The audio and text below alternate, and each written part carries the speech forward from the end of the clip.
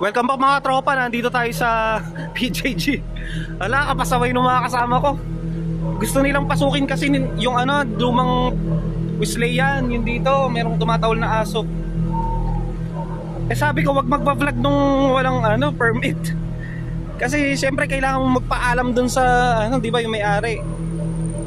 Nakakapagtaka kasi merong aso doon sa loob no. So merong tagapagbantay diyan.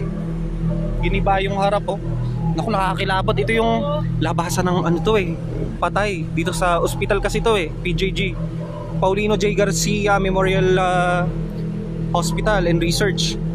Dito nilalabas yung patay. Katabi na to yung morgue. Dito pinipick up yung mga patay.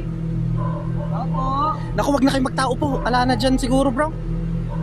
Nakakilabot dito kasi matagal na siyang abandonado.